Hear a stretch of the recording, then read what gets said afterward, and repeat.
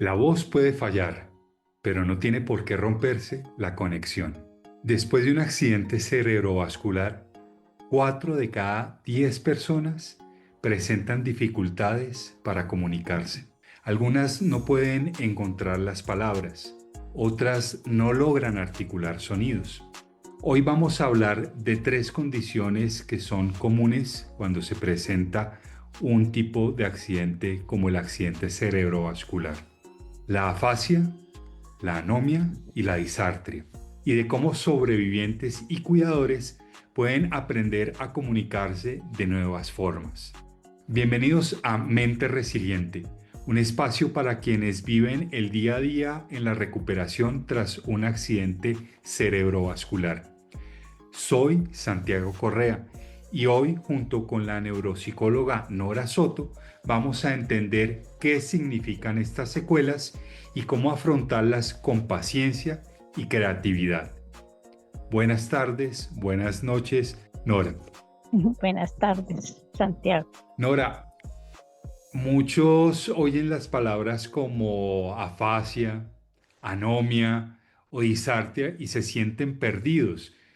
¿Podrías explicarlas de una manera más sencilla? Sí, pues la afasia, en sí la anomia también y la disartria forma parte de afasias, o sea, de las posibles secuelas de, o las consecuencias de un daño cerebral. Puede ser un daño cerebral adquirido, no solamente el accidente cerebrovascular, pero es muy común en los accidentes cerebrovasculares, porque pues un accidente de los más comunes es la arteria cerebral media, que queda en el lado izquierdo del, del cerebro, donde está la parte del lenguaje. Entonces, al hacer este daño ahí, se afecta mucha parte del lenguaje y de diferentes maneras, ¿cierto? Entonces, la afasia en sí es la pérdida de la comunicación.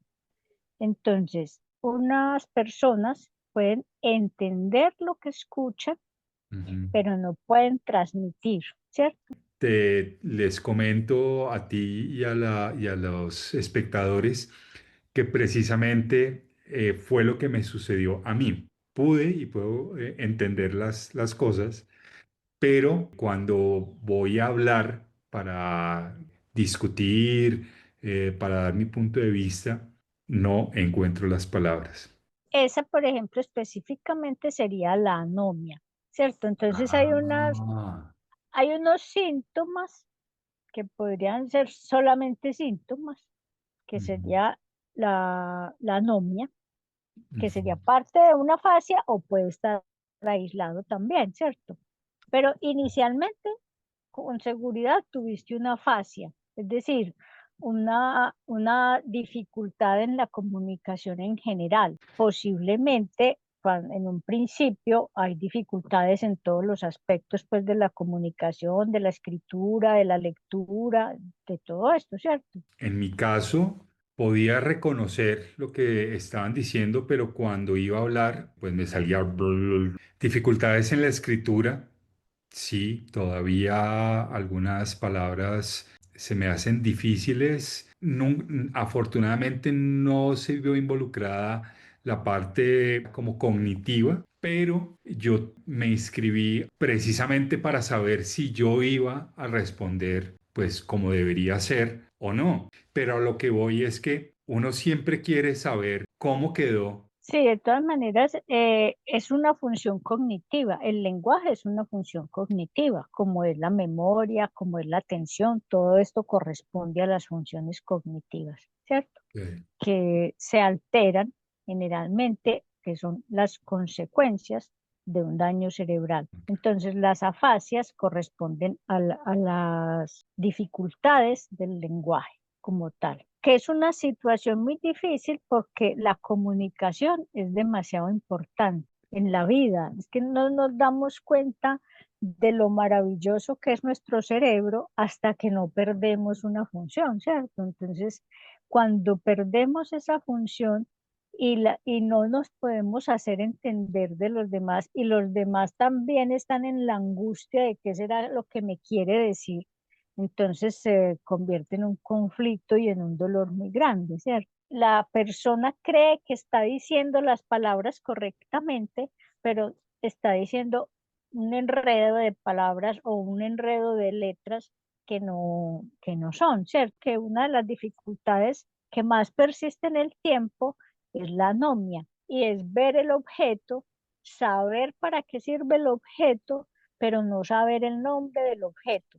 Inclusive la persona dice, pero si yo sé cómo se llama esto, ¿cómo no me sale? ¿Por qué no me sale por mi boca es el nombre de ese objeto?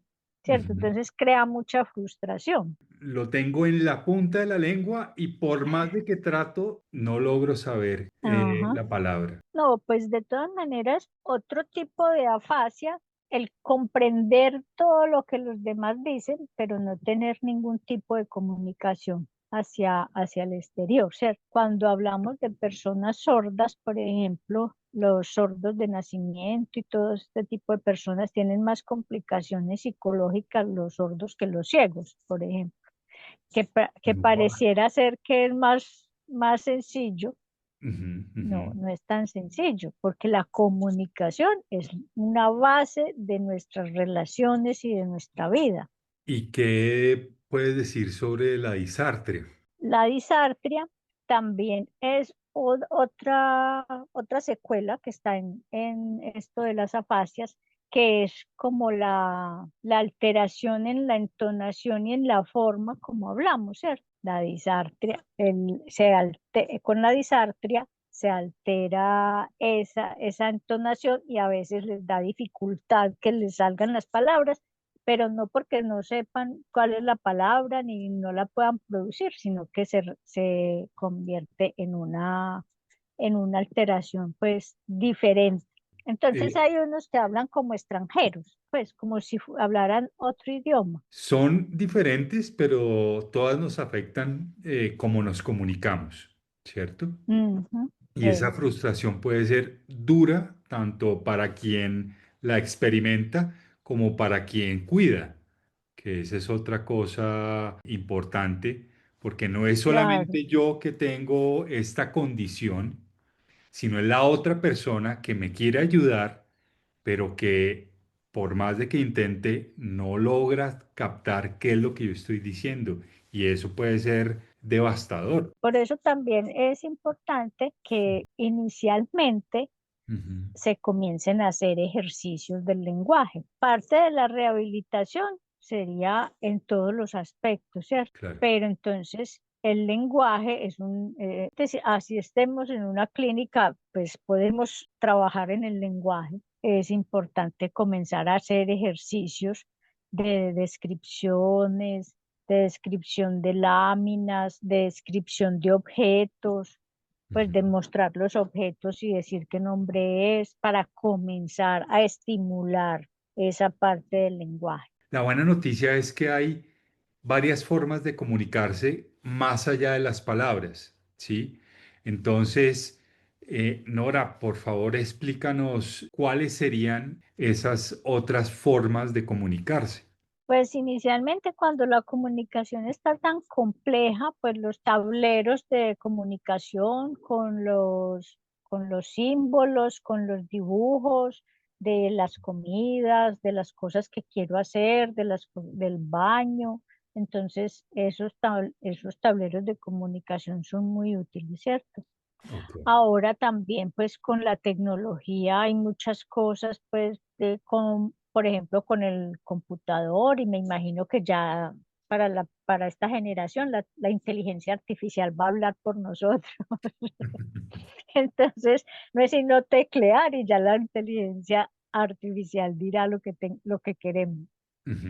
Pero sí, afuera de charla, yo creo que ahora hay muchas ayudas externas, porque también parte de la rehabilitación en general, esto lo digo con toda la rehabilitación, tanto física como cognitiva, pues también en la medida en que vamos avanzando, nos vamos apoyando de ayudas externas y eso pues aliviana lo pesado de la situación y ujú, nos ujú. ayuda a comunicarnos con los demás o a ser más funcionales. ¿Qué opinión te merece las señas y los gestos simples? Sí, en unas ocasiones hay que usarlos, pues hay que empezar a conocer esa otra forma de comunicarnos Ujú, para ujú, poder ser funcionales, porque también esto es largo en el tiempo, como lo hemos dicho. La rehabilitación es un proceso largo, entonces sabemos que la comunicación la necesitamos para todos los días y ujú, para cada momento de la vida. Entonces, pues tenemos que apropiarnos también de algunas señales y de algunos gestos que ujú, vamos aprendiendo y que el cuidador va conociendo, ¿cierto? Porque también el cuidador en su día a día con la persona, pues va aprendiendo a detectar qué es lo que quiere y qué es lo que necesita, ¿cierto? ¿Y qué opinión te merece el mantener contacto visual y hablar despacio con frases cortas? Sí, es muy importante, pues muy importante hablar despacio, como también hay otras secuelas alrededor de esto, ¿cierto? Como dijimos Ujú, inicialmente, no solamente es el lenguaje, sino que también hay dificultades atencionales, también hay dificultades de memoria.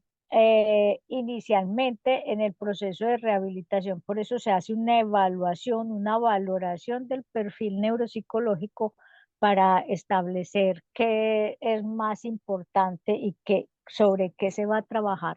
Entonces, ujú, eso de mirar a los ojos y hablar despacio ujú, es supremamente importante para la comunicación y para centrar la atención, ¿cierto?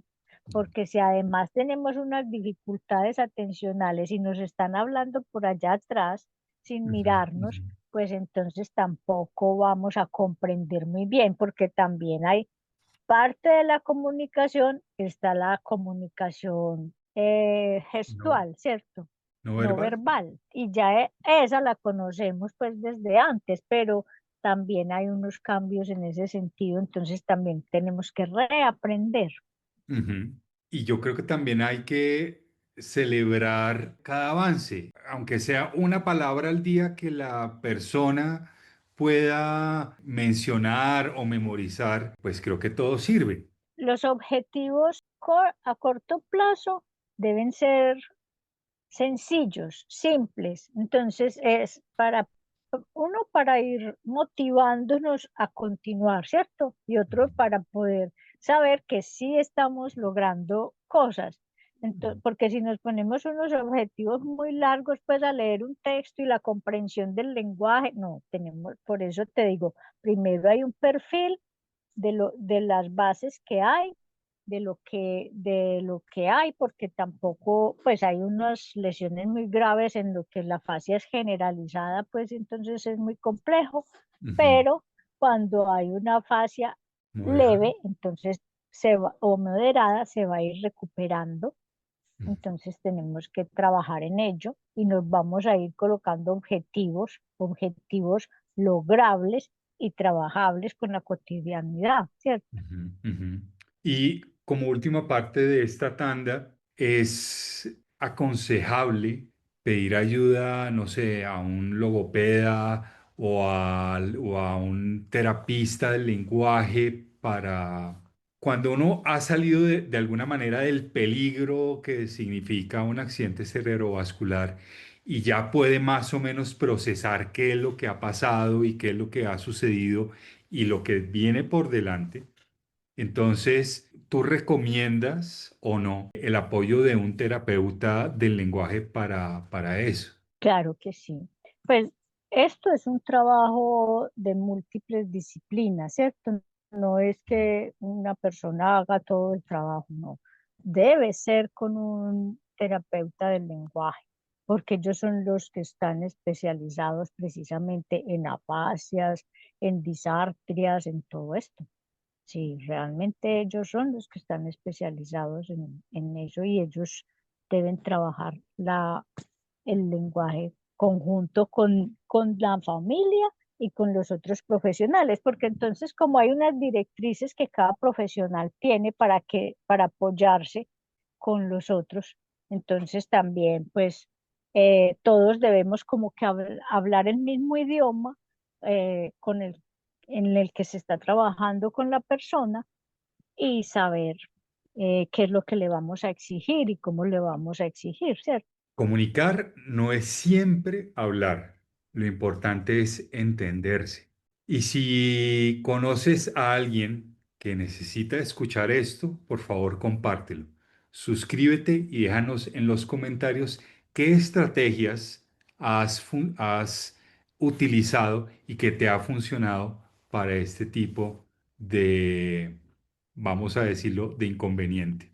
Nora, la frustración puede ser, como ya lo habíamos hablado, enorme. El enojo, la desesperación, porque no podemos comunicarnos como antes. Brevemente, ¿qué le dirías a la persona que ha sufrido el accidente cerebrovascular, como a la persona que lo acompaña? ¿Qué le dirías para decir, momentico, calma que hay solución?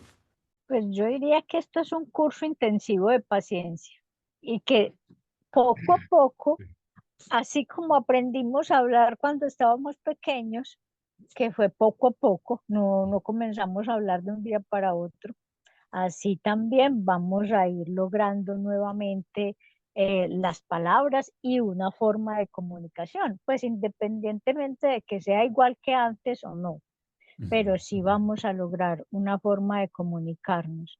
Y creo que eso es lo más importante. Perfecto, Nora. Para terminar, la paciencia, como tú bien dices, es también una forma de comunicarse. Y Ujú. aunque la voz falle, la conexión no tiene por qué romperse. Hay caminos para comunicarse, para sanar y entenderse paso a paso. Pues muchísimas gracias por estar acá. Gracias, Nora, por tu apoyo incondicional que ha sido fundamental en este proceso de recuperación. Gracias también a ustedes, los que nos están viendo. Suscríbanse si no lo han hecho a Mente Resiliente. Comparte este capítulo y recuerda, cada palabra recuperada es una victoria, pero cada gesto compartido también lo es. Muchísimas gracias y nos vemos en 8 días acá en Mente Resiliente.